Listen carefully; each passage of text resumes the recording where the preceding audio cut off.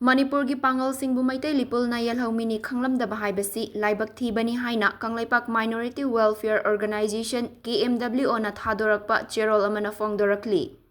Apunbagi saktam kaibeyaroi tungi mirol kansi haiba pandamda leiriba Kmwo na Manipurda khundaminariba furup masel nungsi chanana leiminana hotnaringai chairak asida Manipurda leiba Meitei Pangal Singbu Manipurgi mapangal kanba CSO ama oiriba Meitei Lipulna Yelhoumee ni haiba Khanglamdaba haibasi Laibak Thibani.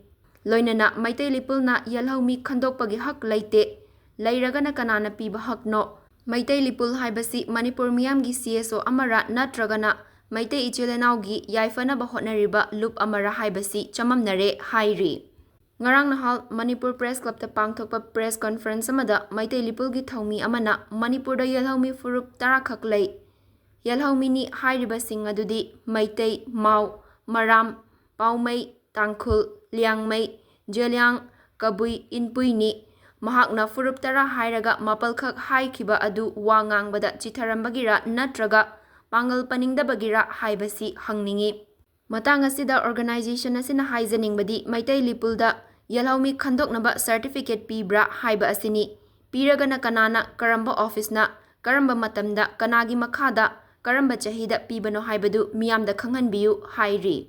Cherol asina makhatana hai matang asida panjaningbadi Meitei Lipulna Yelhoumee ni hairiba furup sing asigi marakta Manipurgi Meitei Pangal furup hundoklamba asina takpadi Meitei Pangal asi Manipurgi Yelhoumee natte haibani. Manipurgi Meitei Pangal singi puwari Manipurgi puwari mayek sengna khangdaba Meitei Lipulna wakhalna sajelaga pangangda ngangbadi lamdam asida khundaminariba aikoi maselgi marakta nungsi chanaba thugainaba amadi irang sagatpa pambagi mawongda uhalli.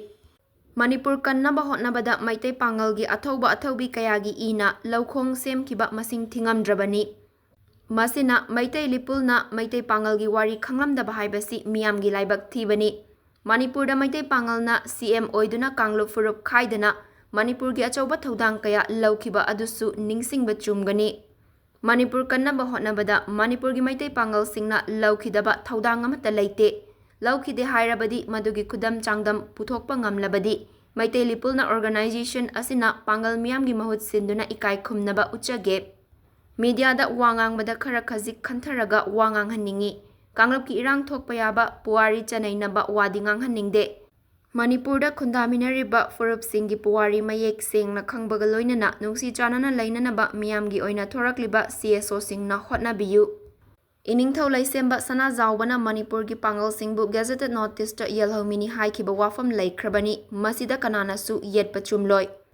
Meitei Lipulna Manipur miyamgi natraga Meiteigi yaifanaba thabak tawrakpada loop asina ayetpa pigadaba leite. Meitei Lipulgi ahalaman Singbu loop asina matam pumnamakta ikai khumnaduna lakli. Yarani haibagi matagum net ke khana netchilaklabadi onkhatlakloi hainingai leite. Asigumba thawong loop asida thokhaningde. Aduna Meitei Lipulna miyamda wangangbada khantharaga nganghanningi.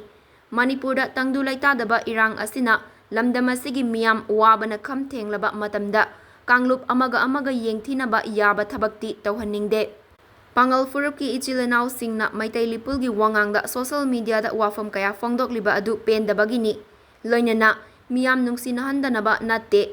Supnatagi wangangliba misak adu wakhal tahannaba ngangbani. Pangal haiba furup asigi masagi nat lining laisol fidget chakcha identity loina suna leizaba Manipurgi asengba Yelhoumee ni haibagi mayek laraba khudamni. Hiram asigi matangda Meitei Lipul amasung loop asiga hundok hunjin tawbagi mahutta miyamgi chawkhat thorangda oina mai onsen minasi. Meitei Lipulna Manipurgi natraga Meiteigi yaifa thorang sing laukhatlakpada loop asina su thamoi sengna ikai khumnaba utpaga loinana sahajok pijagani. Meitei Lipulgi luching purel singbusu loop asigi thaumi singna afabagi damak aduki matik ikai khumnaduna lakli masisu kaubigano haina. Laibak Minority Welfare Organization Manipur Head Office ki Publicity Secretary Rajiv na thadorakpa cherol asida fongdorakli.